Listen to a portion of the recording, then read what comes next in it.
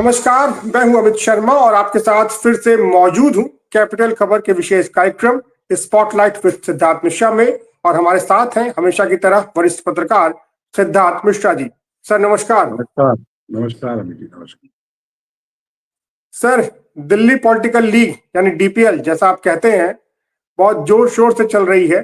सरगर्मियां बहुत तेज हो गई हैं और साथ साथ आपकी जो संस्था है CRDJ, centre for reforms development and justice, उस संस्था के तहत आप लोग कई स्टडीज भी कर रहे हैं। अभी हम लोगों ने एक स्टडीज शेयर की थी दर्शकों के साथ, जिसमें हमने ये देखा था कि जो बीजेपी के एक्स फैक्टर सीटें हैं उन पर बीजेपी को कितने वोट चाहिए और अपनी हार को जीत में बदलने के लिए।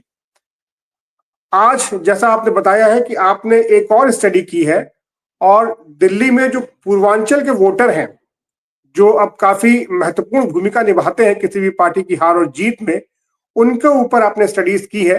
ऐसी 41 सीटें आपने पॉइंट आउट की हैं और इन पर अपना अध्ययन किया है।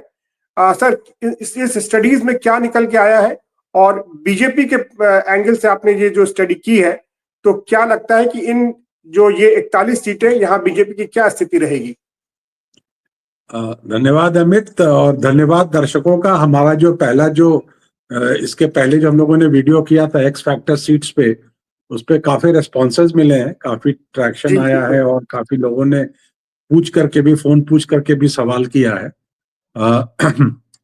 तो आज जो हम आपसे शेयर करने जा रहे हैं, देखिए पिछले हमने वीडियो में ये बताने की कोशिश की कि आप जो अपनी बीजेपी जो अपने हार का ठीकरा अनऑथराइज कॉलोनीज के ऊपर और व्हाट यू कॉल जोगी झोपड़ी के ऊपर और माइनॉरिटी के ऊपर पूर्वांचली वोटर्स को आप फोड़ती है, वो गलत है।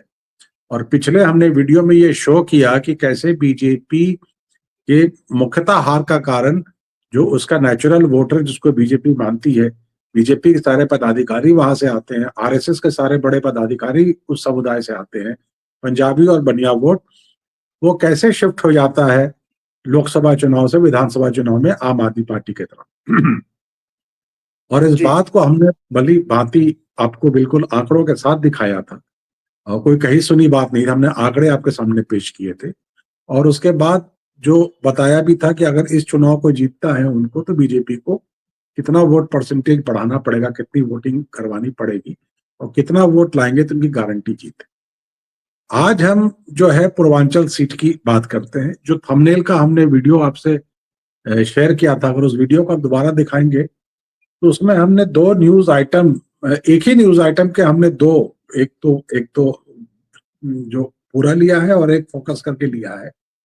अमित शाह जी ने कुछ दिन पहले अनाउंस किया था, अमित शाह जी देश के केंद्रीय गृह मंत्री हैं और दिल्ली गृह मंत्रालय के तहत आता है, दिल्ली गृह मंत्रालय के तहत आता है। यहाँ जो सारी कार्यवाही सारी चीजें जो होती है वो गृह मंत्रालय के तहत होती है। तो अमित शाह जी ने ये अनाउंस किया है कि जो 1700 अनऑथराइज कॉलोनीज दिल्ली में है उनको वो रेगुलराइज कर देंगे। ये प्रॉपर्टी राइट्स उसमें वो प्रोवाइड कर देंगे, खरीदने बेचने रजिस्ट्री के राइट्स प्रोवाइड कर देंगे, जिससे कि प्रॉपर्टीज की वैल्यू बहुत बढ़ जाएगी। अब ये जो 1700 कॉलोनियां जो हैं ये दिल्ली के करीब करीब 41 विधानसभा सीट में फैली हुई है। और ये अनऑथराइज कॉलोनीज क्या है, जरा इसको समझने की जरूरत जो है। ये अनऑथराइज कॉलोनी झुग्गी झोपड़ी कॉलोनियों से अलग है। झुग्गी झोपड़ी कॉलोनी तो स्लम्स है। अनऑथराइज कॉलोनी ऐसा हुआ कि जब दिल्ली में 90s के पहले भी और खास करके 90s में जब दिल्ली का 82 में जब एशियन गेम्स हुए और उसके बाद फिर दिल्ली में इनवर्ट माइग्रेशन शुरू हुआ, दिल्ली का बहुत बड़ा इंफ्रास्ट्रक्चर बना दिल्ली फैली एशियन गेम्स के बाद, और बाकी जो नेबरिंग स्टेट्स है वहां पर इकोनॉमी का कोलैप्स होना शुरू किया। दिल्ली एक नया डेस्टिनेशन बना एम्प्लॉयमेंट के लिए, कारोबार के लिए दिल्ली एक नया डेस्टिनेशन बना। और ऐसे और दिल्ली में जो एशियन गेम्स का जो लेगेसी प्रोजेक्ट्स जो था उसका फायदा मिला यहाँ एम्प्लॉयमेंट जनरेट करने में, यहाँ लोग आना शुरू किया और 90s तक तो बिल्कुल बाढ़ आ गई दिल्ली माइग्रेट करने वाले लोगों की। तो इस समय जो दिल्ली में जो लैंड और कॉलोनीज बनाने की जिसके पास जिम्मेवारी थी, दिल्ली डेवलपमेंट अथॉरिटी, वो समहाउ उस चैलेंज को मीट नहीं कर पाई। और लैंड और डीडीए बनाती कैसे, वो जमीन एक्वायर करती है फार्मर से, जमीन एक्वायर करने के बाद उस पर वो प्लान बना के डेवलप करके कहीं पर सोसाइटी के फ्लैट्स बने, कहीं पर डीडीए ने खुद ही बनाए। लेकिन जब ये माइग्रेशन शुरू हुआ तो डीडीए का प्रोसेस स्लो था, तो ये जो किसान जो थे, दिल्ली के जो किसान थे, उन्होंने अपने यहाँ कॉलोनियां काटनी शुरू कर दी। जो उनकी जो खेती की जमीन थी, जो कि जो कि एक्वायर नहीं हुई थी, उनको काट करके उन्होंने कॉलोनी बनानी शुरू कर दी, और लोगों को मकान की जरूरत थी, लोगों ने यहाँ पर कॉलोनीज में मकान, जमीनें खरीदी और मकान बनाया। समहाउ इनको बिजली का कनेक्शन भी मिल गया, पानी का कनेक्शन भी मिल गया, और ये कॉलोनीज बस गई, वहां सीवर लाइंस भी आ जाए, सब कुछ है, लेकिन प्रॉपर्टी राइट्स किताबों के अंदर नहीं है, तो रजिस्ट्री नहीं होती है। रजिस्ट्री नहीं होती है, इस पे लोन नहीं मिल पाता है बैंक से। ये सारी जो प्रॉपर्टी की प्रॉब्लम, जो प्रॉपर्टी की वैल्यू कम है, तो अमित शाह जी जो कह रहे हैं कि अब वो प्रॉपर्टी राइट्स दे देंगे इन कॉलोनीज में, तो इन कॉलोनीज में प्रॉपर्टीज का वैल्यू बहुत बढ़ जाएगा, क्योंकि फिर प्रॉपर्टी के ऊपर आपको लोन मिल पाएगा खरीद परचेज में। अभी तो जिसके पास एक सॉलिड पैसा है वो लेकर के जाता है, खरीदता है बिल्डिंग, लोन नहीं मिलता, पर्सनल लोन मिलेगा मैक्सिमम से मैक्सिमम जो कि बहुत ज्यादा उसका ब्याज दर होता है। जी बिल्कुल। हाउसिंग लोन नहीं मिल पाता। जब हाउसिंग लोन मिलना शुरू हो जाएगा इन प्रॉपर्टीज को खरीदने के लिए, तो इनका तो दाम दोगुना तिगुना हो जाएगा। तो ये इन्होंने इस समय जो कहते हैं इन्होंने एक सुनहला सपना दिखाया है अनऑथराइज कॉलोनी के रेजिडेंट्स को। अनऑथराइज कॉलोनीज के रेजिडेंट्स को ये सुनहला सपना दिखाया है कि अगर बीजेपी को ये अलग, और ये मुद्दे काफी बार चले हैं, मतलब साहब सिंह वर्मा भी इस मुद्दे को लेकर बहुत आगे बढ़े। कई बार मतलब अजय माकन जब अर्बन डेवलपमेंट मिनिस्टर थे सेंट्रल गवर्नमेंट में, जो दिल्ली कांग्रेस के नेता है, उन्होंने भी बहुत कोशिश की, लेकिन कभी कोर्ट कचहरी, सुप्रीम कोर्ट वगैरह के इंटरवेंशन के कारण कई चीजें यहाँ पर, ये चीजें इतनी आसान नहीं रही। और अब जो है सो, जो जगमोहन जब अर्बन डेवलपमेंट मिनिस्टर थे, तो उन्होंने कुछ करने की कोशिश की, तो आज के तारीख में अमित शाह फिर से इस चैप्टर को उठा रहे हैं और कह रहे हैं कि हम अगर सत्ता में आएंगे तो हम आपको प्रॉपर्टी राइट्स इन इन इन सीट्स पे, हम इन कॉलोनीज में हम दे देंगे। और जैसा आपने खुद ही बताया कि 41 सीटें ऐसी हैं जो कि इनसे अफेक्टेड है।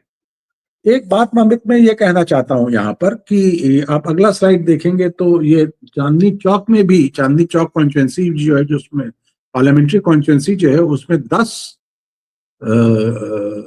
असेंबली कॉन्स्टिट्यूंसी है, उसमें से एक कॉन्स्टिट्यूंसी आदर्श नगर, उसमें भी कुछ इस तरह की पूर्वांचल पॉपुलेशन आपको मिल जाएगा। और ज्यादातर जो मैंने कहा कि यहाँ जो लोग आकर के बसे इन कॉलोनीज में, वो पूर्वांचल के लोग थे। पूर्वांचल एज इन पूर्वी उत्तर प्रदेश, बिहार, झारखंड, मध्य प्रदेश के भी काफी लोग आकर के बसे यहाँ पर, जो हिंदी स्पीकिंग स्टेट्स के लोग थे। उसका एक कारण ये रहा कि यहाँ पर प्रॉपर्टी के जो दाम है वो काफी कम है, जो लीगलाइज जमीन है उसके मुकाबले यहाँ पे लीगलाइजेशन के दाम बहुत कम है, और सबको रिहाइश की जरूरत थी, मकान की जरूरत थी, किराया बहुत ज्यादा था, तो लोगों ने यहाँ मकान खरीद करके मकान बनाया उद्यम करके। तो और अब तो आज के टाइम में यहाँ बिल्डर्स भी घुस गए। अब तो पहले तो लोग जमीन खरीद के अपना मकान बना देते, अब तो यहाँ बाकायदा बिल्डर्स घुस करके वो बिल्डर्स घुस गए हैं, वो मकान और वो फ्लैट्स बना के बेच रहे हैं। और फ्लैटों को जो फाइनेंस कंपनीज हैं वो फाइनेंस भी कर रही हैं। तो एक बार जब बैंक आ जाएगा यहाँ पर, तो प्रॉपर्टी का दाम दोगुना तिगुना चौगुना हो जाएगा यहाँ पे। तो ये सुनहला सपना बीजेपी आज के तारीख में दिखा रही है। और ये बीजेपी चूंकि केंद्र में है, सत्ता में है, तो ये बीजेपी ही कर सकती है, आम आदमी पार्टी ये चीज नहीं कर सकता। तो इसीलिए बीजेपी ने जो ये ऑफर दिया है, ये बहुत बड़ा ऑफर दिया है ये इसमें। और ये पूर्वांचली वोटर्स को एक तरह से उन्होंने ऑफर दिया है कि आप हमारे साथ आइए, हमारे लिए आप वोट कीजिए। झोपड़ी वालों को प्रधानमंत्री खुद ही पहले कह चुके हैं, उन्होंने कुछ फ्लैट्स बांटे भी हैं, जहां झोपड़ी वहीं मकान, जहां स्लम एरियाज उन्होंने फ्लैट बना के उनको हैंडओवर भी किया है। अभी मेरे ख्याल से 1500-1700 फ्लैट हैंडओवर भी किया है। और अब ये दिखा रहे हैं, तो जो आम आदमी पार्टी का जो नेचुरल वोटर कहा जाता है, unauthorised Purvanchali voter, unauthorised colony voters, और ये झुग्गी झोपड़ी वोटर्स, इनको बीजेपी एक बहुत ही कंसर्टेड एफर्ट कर रही है इनको अपने तरफ लाने के लिए। इसी में जो ये पहला कॉन्स्टिट्यूंसी स्लाइड जो आपके सामने है चांदनी चौक और नॉर्थ ईस्ट दिल्ली का, एक बात जो मैं इसे बताना चाहता हूं कि जो बीजेपी ने जो सीट्स जीती हैं, पिछले चुनाव में 8 सीटें जीती थी बीजेपी में, उसमें एकमात्र एक सीट रोहिणी का सीट जो था, जो उनके 34 एक्स फैक्टर सीट से आई थी, जो उनके so called up with in courts उनके जो अपने वोटर्स थे, उनके उनके सीट से आई थी। बाकी जो उनकी 7 सीटें आई हैं वो इन्हीं जगह से आई, इन्हीं सीटों से आई। ये जो 7 सीटें हैं, जो इनमें जो 7 सीटें जो ये जीते हैं, उसमें ये आपको बदरपुर, वहां पूर्वांचल वोटर है, लक्ष्मी नगर वहां पूर्वांचल वोटर है, करावल नगर वहां पूर्वांचल वोटर है, रोहतास नगर वहां पूर्वांचल वोटर है। तो ये सारी सीटें जो आप जीत रहे हैं, पिछले चुनाव में जो आप जो सारी सीटें जीते हैं, वो सारी सीटें बाबरपुर, ये सारी सीटें ऐसी सीटें हैं जो जो जो जो ये सॉरी, बाबरपुर तो आम आदमी पार्टी के गोपाल राय के पास है। तो जितनी बीजेपी ने जो 8 सीटें में से 7 सीटें बीजेपी की ऐसी हैं जो कि इन पूर्वांचल सीट से आई हैं, नॉर्थ ईस्ट दिल्ली और ईस्ट दिल्ली और साउथ दिल्ली से एक सीट बदरपुर की सीट। जी। तो ये जो पहला स्लाइड मैंने आपको दिखाया है, जिसमें कि आपको नॉर्थ ईस्ट दिल्ली और चांदनी चौक की एक सीट आदर्श नगर, तो यहाँ पे आप देखेंगे कि इसमें नॉर्थ ईस्ट दिल्ली में रोहतास नगर, गोंडा और करावल नगर, ये 3 सीट जो है सो आपको बीजेपी के पास यहाँ से ये 3 सीटें हैं। और बीजेपी ने इन सीट्स पे काफी अच्छा परफॉर्मेंस भी किया है, लेकिन इनको अपना, और जैसे कि जो रोहतास नगर वाली सीट है, इतना इनको वोट आया है एमपी के चुनाव में, उससे कुछ कम वोट भी आएगा तो इनकी सीट निकल जाएगी। करावल नगर में भी इनको करीब 3000 वोट बढ़ाना पड़े। करावल नगर में एक बात हुआ है कि इन्होंने वहां के सेटिंग एमएलए जो थे मोहन सिंह बिष्ट, उनको हटा करके उनको बगल की कॉन्स्टिट्यूंसी में शिफ्ट किया। जब उन्होंने बहुत प्रोटेस्ट किया तो मुस्तफाबाद में शिफ्ट किया है, और यहाँ से कपिल मिश्रा जो इनके एक उभरते हुए चेहरा है बीजेपी के, और आम आदमी पार्टी छोड़ करके, थे तो ओरिजिनली बीजेपी की ही, इनकी माँ दिल्ली की मेयर रही, बीजेपी के टिकट पे इनकी माँ दिल्ली के मेयर रही बात। और जब ये राजनीति में आए, क्योंकि ये सीट ब्लॉक था मोहन सिंह बिष्ट से, तो ये आम आदमी पार्टी में चले गए। आम आदमी पार्टी से इन्होंने करावल नगर की सीट जीती भी एक बार, फिर उसके बाद फिर आम आदमी पार्टी से वापस बीजेपी लौट के आ गए, और अब यहां से इनको टिकट मिला। तो जो एमपी चुनाव में जो जितने वोट आए थे बीजेपी को, वहां से करीब 3000 वोट इनको फालतू लाना पड़ेगा, 2954 वोट। और जो इनका जो ये गोंडा सीट जो है, वहां पर तो ये बहुत ही आगे हैं। मतलब इनको अगर जो एमपी चुनाव में वोट आया उससे 10,000 कम वोट भी लाएंगे तो ये चुनाव जीत जाएंगे।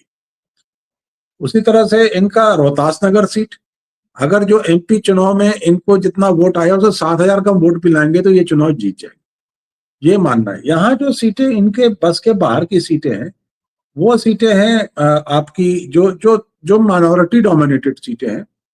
उसमें हो गई सीमापुरी, दलित माइनॉरिटी, इसमें इनको 16,000 वोट फालतू चाहिए। फिर इनका हो गया सिलमपुर, बिल्कुल माइनॉरिटी डोमिनेटेड सीट, वहां इनको 33,000 वोट फालतू चाहिए। और फिर इनका हो गया बाबरपुर, जो कि गोपाल राय की सीट है, वहां पर इनको करीब करीब 20,000 वोट फालतू चाहिए जीतने, जो इनका परफॉर्मेंस रहा है लोकसभा में इन्होंने ये पिछड़े हैं लोकसभा में। इनफैक्ट 3 सीटें ऐसी हैं, मुस्तफाबाद, बाबरपुर और सीमापुरी, जहां पर ये 4 सीटें हैं, मुस्तफाबाद, बाबरपुर, सीलमपुर और सीमापुरी, ये 4 सीटें हैं जहां ये लोकसभा चुनाव में पिछड़ गए आम बीजेपी के कैंडिडेट से। हालांकि इन सीटों पर कांग्रेस का कैंडिडेट लड़ा था कन्हैया कुमार, लेकिन आप और कांग्रेस अलायंस में थी। तो ये 4 सीटें इनके लिए अभी भी मुश्किल सीटें बनी हुई हैं। सीमापुरी मुश्किल सीट है, सीलमपुर मुश्किल में बूते के बाहर की सीट सीलमपुर। फिर उसके बाद बाबरपुर भी बहुत डिफिकल्ट है इनके लिए निकालना, गोपाल राय बहुत स्ट्रांग है अपनी सीट पर। Unless and until anti incumbency बहुत ही ज्यादा हो जाए, वो बहुत स्ट्रॉन्ग कैंडिडेट है। और ये मुस्तफाबाद, जहां पर कि हालांकि मुस्तफाबाद में इन्होंने इस बार बाजी खेली है, मोहन सिंह बिष्ट बहुत ही अच्छे कद्दावर नेता माने जाते हैं, लोगों के बीच में बहुत पॉपुलर नेता माने जाते हैं। तो मोहन सिंह बिष्ट कोई खेल कर पाएंगे, ये बहुत चैलेंजिंग होगा उनके लिए, क्योंकि वहां करीब करीब 28,000 वोट जो आपको लोकसभा में वोट आया, उसमें 28,000 वोट आपको फालतू लाना पड़ेगा, तभी आप चुनाव जीतेंगे। मतलब आप 1,06,000 वोट पोल करेंगे इस सीट पे, तब आप इस सीट को जीत पाएंगे। जी बाकी जो सीटें हैं, इन्होंने जो इन सब सीटों पे इन्होंने लोकसभा में अच्छा परफॉर्मेंस किया है। उसमें जो है सो लोकसभा में बुराड़ी में इनको करीब करीब 1.5 लाख वोट आया है, तो 6,000 वोट इनको और एक्स्ट्रा चाहिए। तिमारपुर थोड़ी डिफिकल्ट सीट रही है इनके लिए, लेकिन तिमारपुर में अब दिक्कत ये हुई है कि जो तिमारपुर में जो एक बिट्टू, जितेंद्र सिंह बिट्टू, जो बीजेपी से लड़ा था और हार गया था पिछली बार दिलीप पांडे से, वो आम आदमी पार्टी में चला गया है। तो देखते हैं तिमारपुर में क्या होता है। फिर आपको आ जाइए आप रोहतास नगर, तो मैंने कहा ही बहुत स्ट्रॉन्ग सीट है इनकी, सिटिंग एमएलए भी इनके यहाँ पर है। सिलमपुर बहुत वीक सीट है। गोंडा फिर बहुत स्ट्रॉन्ग सीट है, इनके सिटिंग एमएलए भी हैं यहाँ पर। बाबरपुर बहुत डिफिकल्ट सीट है। और गोकलपुर जो दलित डोमिनेटेड रिजर्व कैटेगरी सीट है, यहाँ पर इनके लिए काफी अच्छा चांस है, क्योंकि पिछले चुनाव में ये करीब 80,000 वोट, 81,000 वोट यहाँ पर लेकर के आए हैं। और जो कि पिछले चुनाव में जब इनको जो वोट आए थे विधानसभा चुनाव में, उससे 12,000 वोट ज्यादा लेकर के आए। और गोकलपुर में करीब अगर 7,500 वोट या और ले आते तो गारंटी है, जीत पक्की है इनकी जो है। और मुस्तफाबाद बहुत डिफिकल्ट सीट है, निकलना मुश्किल है। और करावल नगर इनके लिए सेफ सीट है आज के तारीख में। कपिल मिश्रा कि अगर बीजेपी के लोग ही अंदर से रिवोल्ट ना कर दें या सपोर्टेज ना कर दें, तो कपिल मिश्रा को ये सीट निकालना बहुत मुश्किल नहीं होगा। 3,000 वोट फालतू चाहिए, जिनको लोकसभा चुनाव में इनको 1,10,000 आया था, 1,13,000 वोट अगर ये ले जाएंगे तो सिक्योर्ड जीत। तो ये तो आप ये देखेंगे कि फाइट तो क्लोज है, लेकिन ऐसा नहीं है कि इन सीटों पर बिल्कुल बीजेपी बाहर है। जैसा कि हमने वो एक्स फैक्टर सीट में दिखाया था कि एक्स फैक्टर सीट्स में जैसा कि हमने दिखाया था कि बीजेपी बिल्कुल ही सत्ता के रेस से बाहर चली जा रही थी, ऐसा नहीं है जी। बीजेपी यहाँ रेस में है। इसी तरह से हम आगे अगर अगले स्लाइड पे आएंगे तो हम ईस्ट दिल्ली की सीट लेते हैं। ईस्ट दिल्ली में हमने 7 सीटें, ईस्ट दिल्ली के 10 सीटों में 7 सीटें हमने उठाई हैं, जहां पर पूर्वांचल वोट का और अनऑथराइज कॉलोनीज का प्रेजेंस है। ओखला, त्रिलोकपुरी, कुंडली, पटगंज, लक्ष्मीनगर, विश्वासनगर, गांधीनगर। अब इसमें 3 सीट तो ये बिल्कुल ईस्ट दिल्ली की सीट है, गांधीनगर, विश्वासनगर और लक्ष्मीनगर। ये 3 सीटें आप पिछली बार यहां से जीत कर गई थी बीजेपी। लोकसभा में भी बहुत अच्छा परफॉर्मेंस है।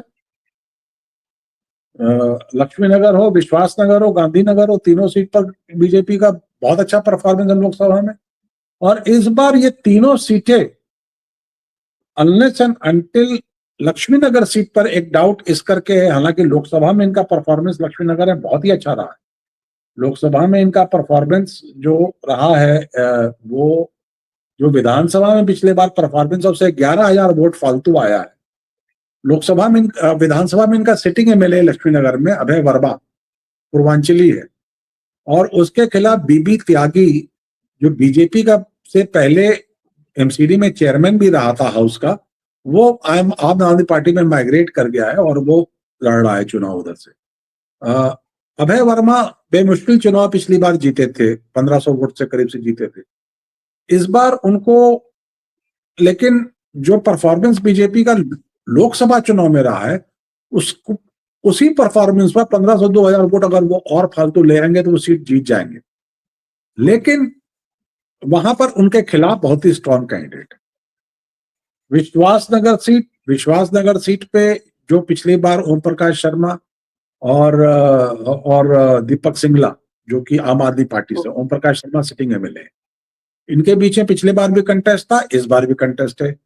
अच्छी बात यह है कि कांग्रेस पार्टी का जो कैंडिडेट पिछली बार अच्छा लड़ा था गुरचरण सिंह राजू, वो बगल वाली सीट पे शिफ्ट हो गया है। तो ये सीट, और इस सीट पे करीब करीब जितना वोट लोकसभा चुनाव में आया था, 80,000 वोट आया था, उससे अगर कुछ कम वोट भी आएगा तो इस सीट जीत जाएंगे। लेकिन यहाँ पर एक बात है कि बीजेपी ने यहाँ पर इस सीट से एक फॉर्मर एमएलए, कई 3 टर्म के फॉर्मर एमएलए, शीला जी के पार्लियामेंट्री सेक्रेटरी, एआईसीसी के सेक्रेटरी नसीब सिंह को ज्वाइन करवाया था इस सीट पर, और उनको टिकट देने की बात हुई थी, उनको टिकट नहीं दिया है। तो नसीब सिंह सैबोटाज तो नहीं कर सकते आज के तारीख में, मुझे नहीं लगता नसीब सिंह सैबोटाज करेंगे। लेकिन लोकसभा में जो इतना अच्छा बीजेपी का परफॉर्मेंस इस सीट पर रहा था, उसमें नसीब सिंह का बहुत रोल था। आज के तारीख में उनका रोल उतना होगा या नहीं होगा, लेकिन फिर भी, लेकिन और जहां मुझे खबर मिली है कि जो लोकल एमपी बने हैं हर्ष मल्होत्रा, जो केंद्रीय मंत्री भी हैं, वो नसीब सिंह के ऊपर काफी उन्होंने उनको पकड़ कर रखा है और उनसे मेहनत करवा रहे हैं कि ये सीट उनकी निकल जाए। देखिए, नसीब सिंह का जो है वो गुर्जर समुदाय से आते हैं, और नसीब सिंह का इन्फ्लुएंस कई 2-3 सीटों पे, जितनी गुर्जर कम्युनिटी वाली सीटें हैं उन सब पे उनका इन्फ्लुएंस है नसीब सिंह का। इसीलिए ये सीट थोड़ी सी वो है, टॉपसी टर्वी है, लेकिन अल्टीमेटली बीजेपी को इस सीट को निकाल लेना चाहिए, बहुत दिक्कत नहीं होगी। गांधीनगर सीट पे इनका परफॉर्मेंस लोकसभा चुनाव में करीब 13,000 वोट इनको फालतू आए, जो लोग पिछला विधानसभा चुनाव में आए थे। और जो कांग्रेस के पूर्व अध्यक्ष थे दिल्ली कांग्रेस के, अरविंदर सिंह लवली, जो शीला जी के सरकार में मंत्री भी थे, 3 टर्म 4 टर्म के एमएलए भी थे, उन्होंने अब ज्वाइन कर लिया है बीजेपी को। और बीजेपी कैंडिडेट सिटिंग एमएलए को हटा के उनको टिकट दिया। अरविंदर सिंह लवली पिछले बार जब कांग्रेस से भी लड़े थे तो 21-22 हजार वोट लेकर के यहाँ से आए थे, और इस बार वो लड़ेंगे। और जैसा बताया जा रहा है उनका कैंपेन बहुत ही अच्छा चल रहा है, और इतने अच्छे कैंपेन में वो सीट को निकालने में उनको कोई बहुत दिक्कत, भाई बहुत मुश्किल नहीं आनी चाहिए। बाकी सीटें जो हैं, ओखला की सीट बहुत मुश्किल सीट है उसको निकालना, माइनॉरिटी डोमिनेटेड सीट है, बहुत मुश्किल है उस सीट को निकालना, क्योंकि बीजेपी को जो वहां पर 2024 में विधान लोकसभा में 60,000 वोट आए थे, और जीतने के लिए उनको करीब करीब 1.5 लाख वोट चाहिए, तो ये तो मेकअप होना बहुत ही मुश्किल है। त्रिलोकपुरी और कोंडली, ये 2 सीटें ऐसी हैं जहां बीजेपी ने परफॉर्मेंस तो अपना इम्प्रूव किया है, मतलब लोकसभा में विधानसभा के ऊपर।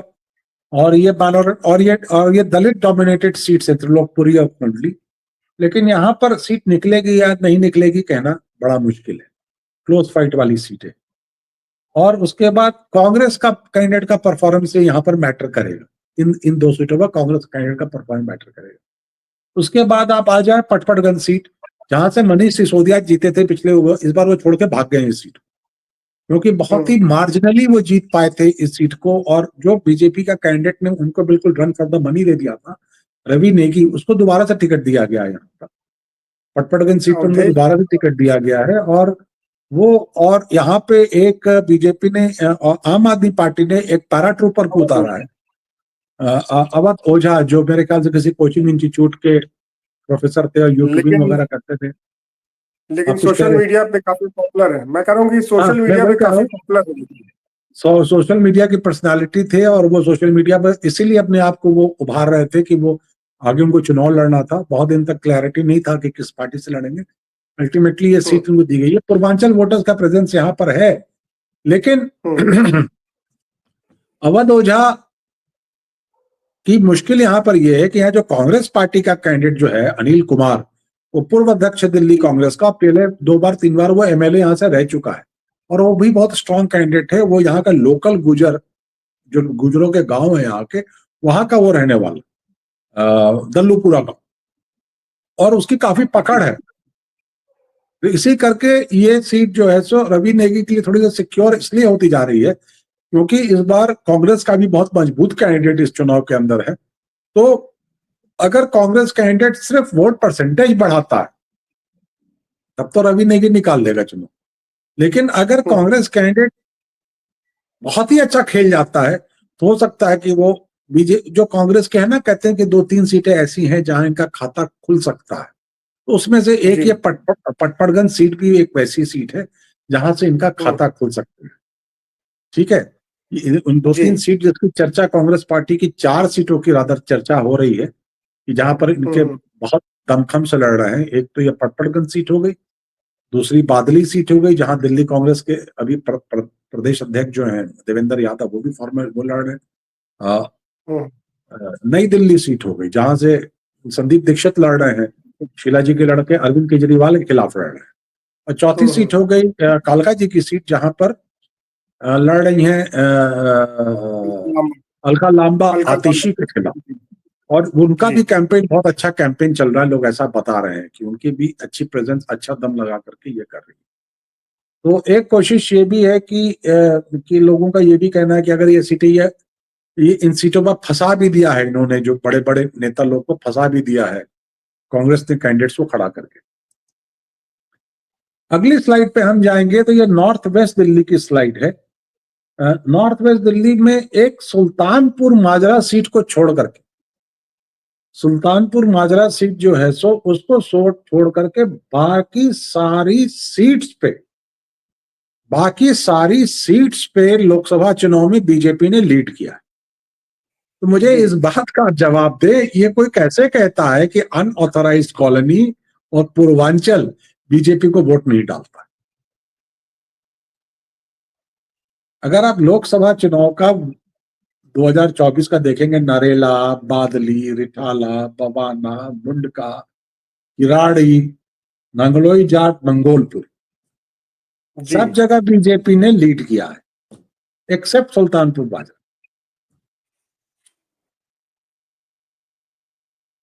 तो पूर्वांचल की सिंपैथी आपके लिए है, और मेरे ख्याल से इसी बात को पूर्वांचल ने जो समर्थन किया है बीजेपी का, पूर्वांचल के वोटर्स ने बीजेपी का जो समर्थन किया है पिछले लोकसभा चुनाव में, मेरे ख्याल से उसी के मद्देनजर अमित शाह ने यह अनाउंसमेंट किया है कि वो 1700 जो कच्ची कॉलोनियां जिसको कहते हैं, अनऑथराइज कॉलोनी कहते हैं, उसको पक्की करेंगे, उनको प्रॉपर्टी राइट्स देंगे।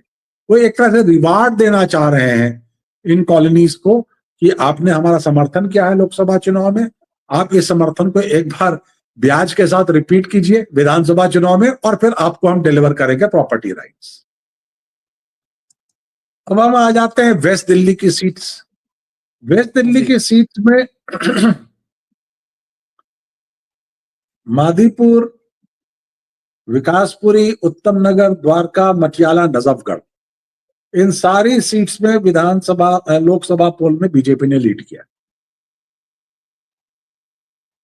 इंक्लूडिंग द्वारका, जहां द्वारका सीट जो कि महाबल मिश्रा जो आम आदमी पार्टी से लड़े थे, पूर्व मेंबर ऑफ पार्लियामेंट है, कई बार के एमएलए रहे, उनका बेटा द्वारका से विनय महाबल मिश्रा सिटिंग एमएलए है, उस सीट से भी बीजेपी ने लीड किया है। तो मेरे ख्याल से लोकल कैंडिडेट्स की अपनी मजबूरी, अपनी कमजोरी अपनी जगह है, लेकिन बीजेपी ने जनरली एक समर्थन तो शो किया है बीजेपी के लिए लोकसभा चुनाव में। और अमित शाह जब ये कह रहे हैं कि ये 1700 कच्ची कॉलोनियों को प्रॉपर्टी राइट्स देंगे, तो ये इन सीटों पे भी जो कॉलोनियां हैं इनको भी ये जो है सो मदद करने की कोशिश कर रहे हैं। उत्तम नगर सीट जहां पर कि बीजेपी को मात्र 6000 वोट अगर आ गए लोकसभा परफॉर्मेंस के ऊपर, तो ये सीट जीत जाएगी। यहाँ पर कांग्रेस अहम रोल प्ले कर सकती है। कांग्रेस के जो कैंडिडेट है वहां मुकेश शर्मा, वो कई बार के जीते हुए एमएलए रहे वहां से, और वो एक मजबूत कैंडिडेट है, पॉपुलर कैंडिडेट है। वो अगर बहुत अच्छा परफॉर्मेंस कर जाते हैं तो बीजेपी के लिए ये सीट निकालना और आसान हो जाएगा, ऐसा मेरा मानना है। बाकी सीटों पे तो जो बाकी सीटें जो हैं सब मैनेजेबल रेंज में हैं। ये सीटें बीजेपी अगर बीजेपी का ये जो सिक्का है, जो इन्होंने ये ताश का पत्ता फेंका है कि हम इन कच्ची कॉलोनियों को पक्का कर देंगे, अगर ये यहाँ पे चल गया तो बीजेपी का परफॉर्मेंस इन सीट्स पे भी अच्छा रहेगा। अब हम आ जाए जो है सो साउथ दिल्ली के सीटों पे। ये जो लास्ट स्लाइड है, साउथ दिल्ली की सीटों पे आप ये देखेंगे कि इनमें से एक बदरपुर सीट ऐसी सीट है जहां की बीजेपी लास्ट विधानसभा पोल में जीती थी, रामवीर सिंह बिधूड़ी जीते थे, वो आज साउथ दिल्ली से मेंबर ऑफ पार्लियामेंट भी हो गए। जी इस सीट पे इस समय आज के तारीख में ट्रायंगुलर फाइट है। बीजेपी ने एक पूर्वांचली को यहाँ से टिकट दिया है इंसिडेंटली, और जी आम आदमी पार्टी की तरफ से राम सिंह नेताजी, जो वो भी एक दो बार एमएलए रह चुके हैं, इंडिपेंडेंट कांग्रेस रामवीर सिंह बिधूड़ी को हराया, उनके पुराने प्रतिद्वंदी हैं, वो आम आदमी पार्टी के कैंडिडेट है। और एक कांग्रेस ने एक यहाँ पर एक कहते हैं ना इक्का खेला है यहाँ पर, वो अवतार सिंह भडाना, जो कि गुजरों के बहुत बड़े नेता हैं, और वो हरियाणा में और यूपी में गुजरों के पॉलिटिक्स करते रहे हैं। उनके भाई करतार सिंह भडाना भी मंत्री रहे हैं। अवतार सिंह भडाना कई फरीदाबाद से एमपी रहे हैं, मेरठ से एमपी रहे हैं। तो इन अवतार सिंह भडाना ने अपने बेटे को यहां से इस बार टिकट दिया है, दिलवाया है कांग्रेस पार्टी से बदरपुर सीट पे। तो अगर गुर्जर समुदाय का वोट अगर कट करके चला गया अवतार सिंह के बेटे के पास, जी तो फिर तो आम आदमी पार्टी के राम सिंह नेताजी के लिए बहुत मुश्किल हो जाएगा। क्योंकि अगर गुर्जरों को अगर अगर अगर अपने गुर्जर लीडर का ही चेहरा देख करके वोट देना है, तो उस मामले में तो फिर अवतार भडाना राम सिंह नेताजी से बहुत ही बड़े नेता है। जी जी और अगर जो पूर्वांचली वोटर बदरपुर का है, अगर वो चला गया बीजेपी के कैंडिडेट जो है एनडी शर्मा के साथ, अगर वो चला गया तो फिर बीजेपी ये सीट फिर निकाल सकती है। और प्लस रामवीर सिंह बिधूड़ी का अपने लोकल इन्फ्लुएंस हो गए। यहाँ जो खतरे वाली सीट है इंसिडेंटली वो तुगलकाबाद सीट है, जहां से रमेश बिधूड़ी जो पूर्व एमपी हैं और जो कालका जी लड़ रहे हैं, वो पिछले कई बार यहाँ से जीते, लेकिन अब वो कई बार बीजेपी उनके हटने के बाद से लगातार ये सीट हार रही है। और सही राम पहलवान, जो कि आम आदमी पार्टी के नेता हैं, वो पिछले कई बार उसे चुनाव जीत रहे हैं। और पिछले लोकसभा चुनाव में सही राम साउथ दिल्ली से कैंडिडेट भी थे आम आदमी पार्टी के, और उन्होंने यहाँ से लीड किया था। बीजेपी यहाँ से पीछे रही थी लोकसभा चुनाव में। उसी तरह से संगम विहार, जो झुग्गी झोपड़ी समुदाय का ये है वर्चस्व वाला इलाका, झुग्गी झोपड़ी समुदाय वहां बहुत है, और वहां पर पूर्वांचल के भी लोग हैं, लेकिन थोड़ा उनका जो इकोनॉमिक क्लास है वो दूसरी कॉलोनी से थोड़ा नीचे है। यहाँ पे ये बीजेपी बहुत पीछे रह गई थी 56,000 वोट से लोकसभा चुनाव में। ये मतलब 56,000 वोट लाई थी यहाँ पर, और ये काफी पीछे रह गई थी मतलब लोकसभा चुनाव में। उसी तरह से अंबेडकर नगर, वो भी रिजर्व कॉन्स्टिट्यूंसी है, दलितों का इलाका है, यहाँ भी बीजेपी पीछे रह गई थी। इन सीटों को निकालने के लिए बीजेपी को बहुत मशक्कत करनी पड़ेगी। तुगलकाबाद तो बहुत ही डिफिकल्ट सीट है। सही राम को अनलेस एंड अनटिल कि बिल्कुल ही हवा चल जाए आम आदमी पार्टी के खिलाफ, जैसे आज उनके 7 पूर्व एमएलए जिनको टिकट नहीं दिया उन्होंने रिजाइन कर दिया है। और नेचुरली अब उन सीट्स पे जहां पर इन एमएलए ने रिजाइन किया है, उसमें कुछ सीटें यहाँ की भी हैं। तो उन एमएलए ने, जो आदर्श नगर का एमएलए ने रिजाइन किया है, पालम के एमएलए ने रिजाइन किया है, बिजवासन के एमएलए ने रिजाइन किया है, इन कई जगह के एमएलए ने जो रिजाइन किया है, अगर इन एमएलए ने खुल करके अगर काम कर दिया आम आदमी पार्टी के खिलाफ, तो बीजेपी के लिए, अभी तक उन्होंने अनाउंस नहीं किया है कि वो किस पार्टी को ज्वाइन करेंगे, लेकिन मुझे लगता है कि बीजेपी को ही वो लोग ज्वाइन करेंगे। और अगर उन लोगों ने खुल करके काम आम आदमी पार्टी के खिलाफ कर दिया इन चुनाव में, तो फिर तो इनके लिए बहुत मुश्किल हो जाएगा इन इलाकों में ये करना। तो कहने का अमित, पूरा ये जो कहने का जो पूरा आज के जो हमने आपसे डाटा शेयरिंग की है इन 41 सीटों की, उस पर ये कहा है कि ये जो एक भावना जो क्रिएट कर दी गई है कि दिल्ली में हारती दिल्ली इसलिए है, बीजेपी हारती इसलिए है कि पूर्वांचली वोट नहीं देता, दलित वोट नहीं देता, झुग्गी झोपड़ियां वोट नहीं देती, अनऑथराइज कॉलोनी वोट नहीं देता। अरे भाई, वो वोट आपको दे रहा, तभी तो आप 7 लोकसभा सीट जीत रहे हो, निकाल रहे हो। और आपने जो एमएलए की 8 सीटें जीती हैं, 7 सीटें तो आप यहीं से निकाल करके लाए हो। कुछ सीटें बहुत कम मार्जिन से आप हारे हो। तो मेरे ख्याल से बीजेपी ने एक अच्छी स्ट्रैटेजी अप्लाई की है यहाँ पर कि ये 1700 कच्ची कॉलोनियों को ऑथराइज करने का, प्रॉपर्टी राइट्स देने का जो उन्होंने एक ऑफर दिया है इनको, ये बहुत अच्छा ऑफर दिया। और इसका कोई काउंटर अरविंद केजरीवाल के पास नहीं है, क्योंकि ये पावर सेंटर के पास ही, ये स्टेट गवर्नमेंट का कोई इसमें रोल है नहीं, क्योंकि डीडीए ने करना है, डीडीए सेंट्रल के पास। जी। और रही बात ये सारा को तो उन्होंने, कहते हैं ना, बिसात तो बिछा दी है, लेकिन आपको पोलिंग आपको एग्रेसिवली यहाँ करवानी पड़ेगी, अपने वोटर्स को कन्विंस करके निकाल करके लाना पड़ेगा। और जैसे बाकी सीटों पे जो अप्लाई करता है कि जो नरेंद्र मोदी ने अपने, जो बार बार मैं इस बात को रिपीट करता हूँ, नरेंद्र मोदी ने अपने जो संवाद में कहा है बूथ के वोटर्स के साथ, प्रोग्राम मेरा बूथ सबसे मजबूत में, जो उन्होंने जो कहा है कि आपको अपने वोटर्स को बाहर निकाल करके लाना पड़ेगा और हर एक बूथ पर आपको मेजॉरिटी लानी पड़ेगी, तभी आप निकाल पाएंगे। तो मेरे ख्याल से अगर अनऑथराइज ये 41 सीटों में, जिसपे कि कुछ कॉमन सीटें हैं, उन 34 में से इसमें कुछ कॉमन सीटें हैं, अगर आप सक्सेसफुल रहे तो मेरे ख्याल से बीजेपी का अपना परफॉर्मेंस तो बहुत इंप्रूव कर जाएगा, बहुत ही इंप्रूव कर जाएगा, इसमें कोई दो मत नहीं है। फिर उसमें मतलब उसमें फिर ये जो सारे जो फैक्टर्स है ना, ये सब्सिडी वाले फैक्टर्स जो होते हैं, उसमें अनऑथराइज कॉलोनी को अगर पक्का होने की बात, अगर ये चल पड़ी ठीक से लोगों के बीच में, कॉलोनीज को पक्का करने की बात अगर ठीक से चल पड़ी और झुग्गी झोपड़ी को पक्का करने की बात अगर ठीक से चल पड़ी, तो ये सब्सिडीज वाला फैक्टर है वो काफी हद तक दब जाएगा।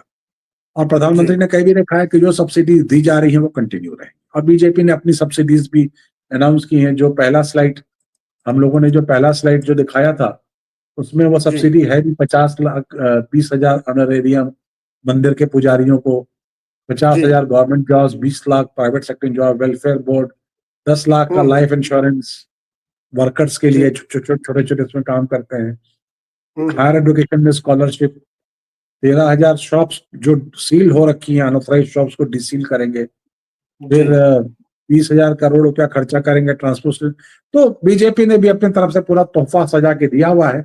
अब असली घुमा फिरा करके बात वही आ जाती है जो प्रधानमंत्री ने कहा, अपना बूथ सबसे मजबूत, अपने बूथ पर आप निकाल करके लोगों को लाइए, उनसे वोट डलवाइए और हर एक बूथ पे लीड कीजिए। ये मत सोचिए कि यहाँ कुछ कम वोट रह गया तो वहां से निकल जाएंगे। ऐसे स्थिति में आप चुनाव नहीं निकाल पाएंगे, आपको हर एक बूथ पर निकालना पड़ेगा। जी, तो सर ये वो 41 सीटों का आपने बयान हाल दिया जहां पर पूर्वांचली वोटरों की तादाद ज्यादा है और जहां पर अनऑथराइज्ड कॉलोनी को ऑथराइज करने का जो मुद्दा है वो काफी समय से एक बड़ा मुद्दा बनकर के लोगों के बीच रहा है।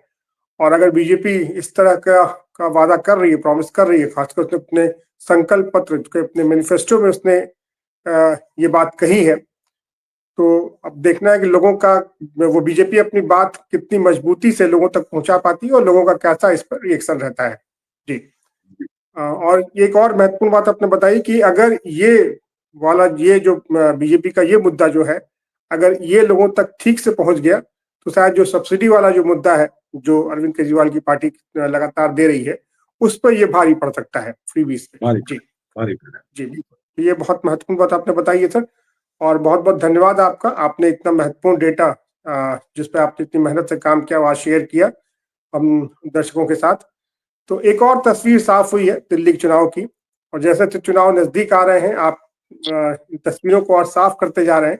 कुछ काफी लोगों की समझ, हमारी समझ बढ़ रही है कि चुनाव किस दिशा में जा रहा है, किस तरफ जा रहा है और कैसा होना चाहिए इसे। जी, तो सर बहुत बहुत धन्यवाद आपका हमारे साथ जुड़ने के लिए आज, और दर्शकों का भी बहुत बहुत धन्यवाद। आप हमारे साथ लगातार जुड़ रहे हैं और हमें इतना प्यार दे रहे हैं।